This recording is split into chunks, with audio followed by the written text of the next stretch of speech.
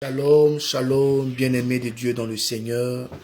Je suis le prophète Acré Diamant, prophète des nations. Le Seigneur est en train de nous établir au Canada. Je suis leader du ministère Christ pour conquérir les nations. Et il faut dire que nous sommes en train de préparer des directs, des messages, des enseignements pour édifier quelqu'un qui a besoin d'un message de la part du Seigneur. Et ce soir, j'ai intitulé une rubrique « Prophète ouvre mes yeux ». Pourquoi prophète ouvre mes yeux? Parce que la Bible dit « Mon peuple périt faute de connaissance ».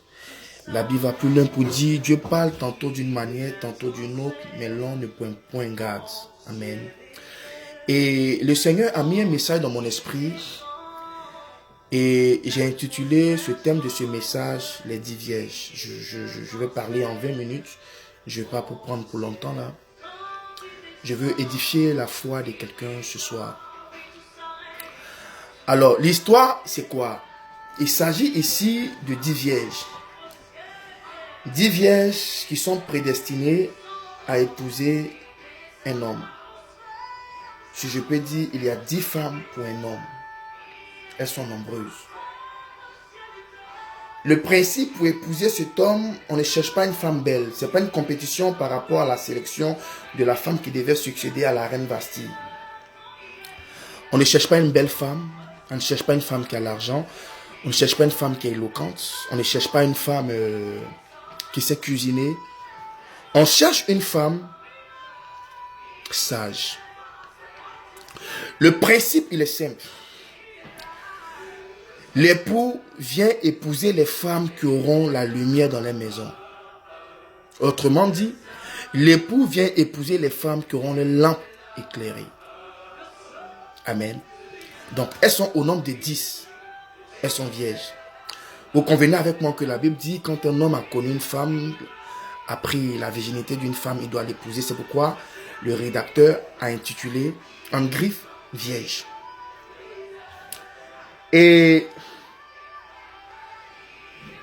la Bible dit l'époux tardait à venir. Comme l'époux tardait à venir, les 10 vierges se sont endormies. L'époux, c'est la promesse de Dieu dans ta vie. L'époux, c'est le mariage que Dieu te réserve. L'époux, c'est le sujet pour lequel tu as gêné, tu as prié, tu as intercédé. C'est ça l'époux. Les 10 vierges, c'est le nombre de personnes qui aspirent à la bénédiction. Nous sommes nombreux, nous qui avons un sujet de prière quelconque. Les 10 vierges, c'est le groupe de personnes qui veulent voir la grâce de Dieu. Sinon, j'ai envie de dire, le peuple de Dieu. Exactement, merci pour les mots, Saint-Esprit. Donc, les 10 vierges, c'est le peuple de Dieu. L'époux, c'est le miracle auquel aspire le peuple de Dieu. Alléluia. L'époux Shada. Maintenant, pour que le miracle arrive, pour que l'époux arrive, on demande une seule chose au peuple de Dieu.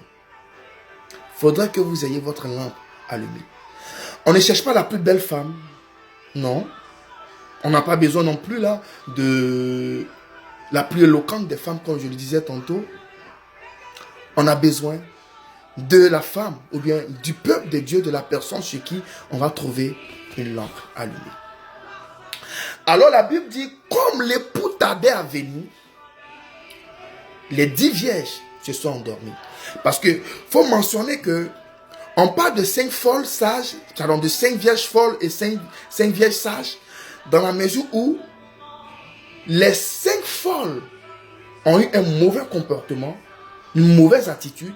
C'est là qu'on les a caractérisées de folles. Sinon, au préalable, c'est les 10 vierges. La Bible dit, comme l'époux tardait à venir, elles se sont endormies. Toutes, elles se sont endormies. Il arrive parfois, on prie, on gêne par rapport à quelque chose là. On ne voit pas de miracle, on ne voit pas de signe.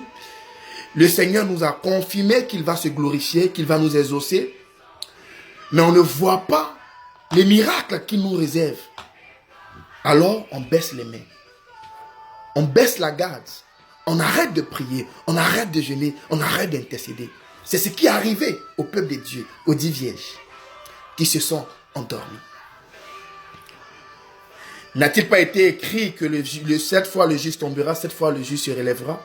C'est dans ce contexte-là. Les 10 vierges se sont endormies parce que l'époux tardait à venir. Amen. Alléluia. Et c'est comme ça, toi aussi, il t'arrivait parfois, tu tenais à un sujet de prière au point où tu n'arrivais pas à dormir, tu as jeûné, tu as prié, mais il n'y avait pas eu de miracle ni de signe. Et ça t'a amené à baisser les bras. Tu t'es mis à dormir. Le Seigneur, quand il doit venir, il vient toujours comme un voleur. De même que la bénédiction ne prévient pas, c'est comme ça aussi le malheur ne prévient pas. C'est pourquoi la Bible dit, le diable rôde autour de nous comme un lion cherchant qui dévorer. Alors, de même que Dieu ne nous prévient pas pour nous bénir, c'est comme ça le diable ne nous prévient pas pour nous attaquer. Raison pour laquelle il est dit, soyons toujours vigilants et soyons prudents comme le serpent. Frère, donc, l'époux tarde à venir et les 10 vierges se mettent à dormir. Et comme elles se mettent à dormir, quelqu'un crie, l'époux arrive, réveillez-vous. Alors, les 10 vierges se réveillent, chacune reprend sa position initiale, chacune reprend son armure pour le combat, chacune reprend ses éléments spirituels de prière. C'est là maintenant on identifie 5 d'entre elles de folles. Pourquoi on les identifie de folles? Parce qu'il s'avère qu'elles n'ont pas d'huile pour éclairer les lampes. Vous avez persévéré pour un sujet de prière. Vous avez intercédé pour une promesse quelconque que Dieu vous a donnée. Parce que la promesse ne s'accomplissait pas, vous avez baissé les bras. Mais non seulement vous baissez les bras et vous perdez la vision que Dieu vous donne. C'est comme ça beaucoup de chrétiens aujourd'hui ont perdu la vision. Oh, je suis en train de venir. Rakodobo Shada. Lekebro, mama. C'est comme ça beaucoup de chrétiens ont perdu la vision. Écoutez, je vais souligner quelque chose. Dieu ne te donnera jamais de vision tant qu'il n'y a pas réservé de provision. Il y a toujours la provision avant même qu'on te parle de vision. Quand Dieu dit à Élie, va à Sarepta, j'ai ordonné à une veuve de te nourrir. Voici la vision que Dieu lui donne. Et c'est la vision c'est la mission. La vision c'est qu'il aille à Sarepta. Il va faire quoi à Sarepta? Il y a une veuve qui doit le nourrir. Alléluia.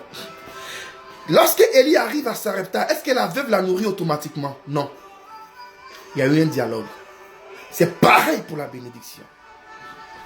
Ne perdez jamais votre vision, même quand vous êtes endormi.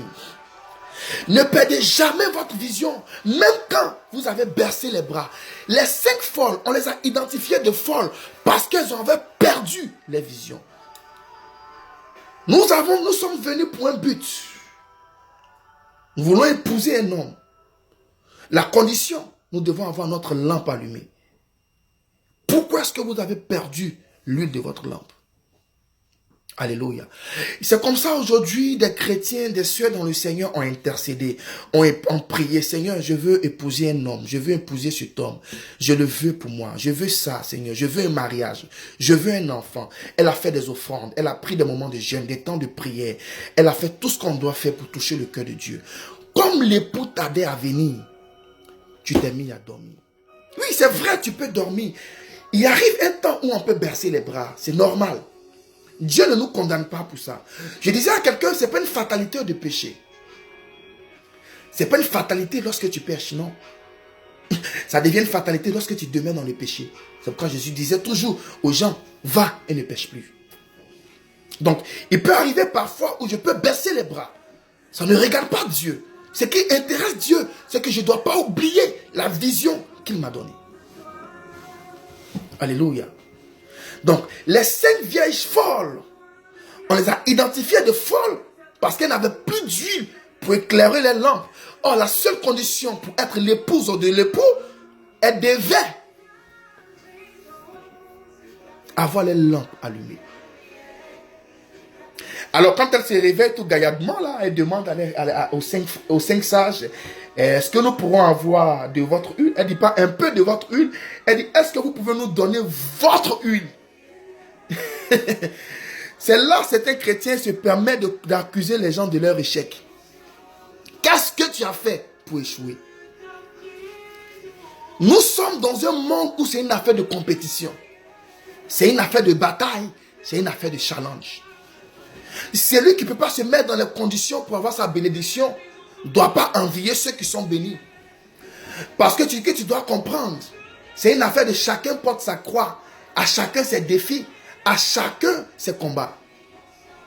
Si tu n'as pas pu prendre soin de la grâce que Dieu a mis à ta disposition, ne viens pas déranger ceux qui ont pris soin de préserver les grâces. Oui, je vais dire à quelqu'un ce soir, il faut arrêter de compter sur les gens, il faut arrêter de t'appuyer sur les autres. Nous tous, nous nous sommes retrouvés dans un lieu bien déterminé. Nous tous, nous avons eu tous les éléments nécessaires pour rentrer dans notre grâce. Nous avons notre lampe, nous avons notre huile. Si tu t'as arrangé pour que ton huile finisse avant l'arrivée de la bénédiction, c'est ton problème, mais ne va pas déranger les autres. On va t'appeler la femme vierge folle. Tu as persévéré dans la prière, tu as persévéré dans le jeûne, tu as persévéré dans l'intercession, tu as persévéré pour que Dieu te donne quelque chose. Le temps où la bénédiction doit arriver, tu as perdu la vision. Tu t'es laissé influencer par le monde. La Bible dit, celui qui aime le monde, l'amour du Père n'est point en lui. La Bible dit, ne vous conformez pas au siècle présent. Alors, comme l'époux tardait à venir, les chrétiens ont regardé le siècle présent. Il y a des femmes qui ont prié pour un mariage. Comme l'époux tardait à se signaler, elles ont regardé le siècle présent. Elles ont suivi la mouvance du monde. Frère, l'époux arrive maintenant. Où tu vas rentrer dans ta grâce? C'est là que tu cherches de l'huile. Il n'y a pas d'huile pour toi parce que tu es la femme vierge et folle. Alléluia. Alléluia. Lorsque tu as fourni des efforts pour avoir quelque chose et que cette chose n'arrive pas, ne perds jamais la vision. Je veux parler de la vision à quelqu'un. Elles ont perdu l'assurance. Elles ont perdu la vision parce que l'époux tardait à venir. Or la Bible dit, n'abandonnez pas votre assurance à laquelle est attachée une grande rémunération. Combien de chrétiens aujourd'hui ont baissé les bras?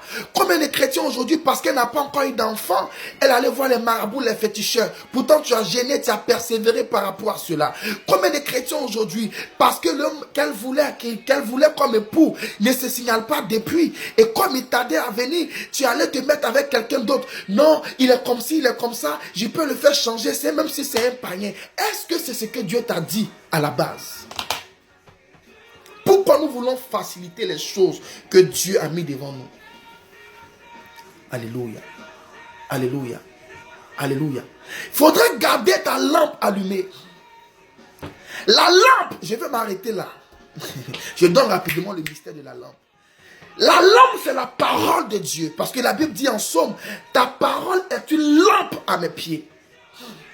Les 5 femmes folles ont perdu le mariage, les bénédictions, parce qu'elles ont abandonné la parole de Dieu. Elles se sont détournées de la parole de Dieu. Elles se sont détournées de la pensée de Dieu. Elles se sont éloignées de Dieu. Raison pour laquelle elles ont perdu la bénédiction. Bien-aimés de Dieu, nous sommes aujourd'hui dans un monde où les temps sont mauvais. Nous sommes aujourd'hui dans un monde où le diable veut se battre pour détourner le corps du Christ de la parole de Dieu. Veut changer la parole de Dieu. Veut modifier la parole de Dieu. Alors celui qui n'est pas à sa place va perdre la vision. Et si tu as perdu la vision, tu ne vas pas rentrer dans la salle des noces. Revenons à notre amour. Revenons à notre amour. Je veux ouvrir les yeux de quelqu'un ce soir pour dire, ne deviens pas comme les 5 femmes folles qui ont laissé les lampes s'éteindre parce que l'époux tardait à venir. C'est pas parce que l'époux tarde à venir qu'il ne viendra pas. C'est pas parce que l'époux tarde à venir qu'il est en retard. Non, c'est quelque chose qui a été programmé que toi tu ne sais pas. Mais la seule chose que toi tu dois faire, c'est de garder ta lampe allumée. Je vais exhorter quelqu'un ce soir pour te dire, ne baisse pas les bras. N'abandonne pas ce pourquoi Dieu t'a créé et ce que Dieu t'a dit. Ne te laisse pas influencer par le monde. Reste à ta place, car l'époux viendra. Faudra que l'époux te trouve à ta place. Faudrait pas que l'époux vienne et puis tu t'es compromise. Faudrait pas que l'époux vienne et puis tu t'es détourné de la présence de Dieu. L'époux ne sera pas fier, mais n'aura pas le choix de t'abandonner parce que tu n'es plus dans les conditions. Or, la bénédiction se conditionne. La bénédiction est conditionnée. Il n'y a pas de bénédiction sans condition. Même le marabout, avant de te donner ses fausses promesses, il te dit, envoie ça et ça, et tu dois faire ça et ça. Il y a toujours des conditions derrière la bénédiction.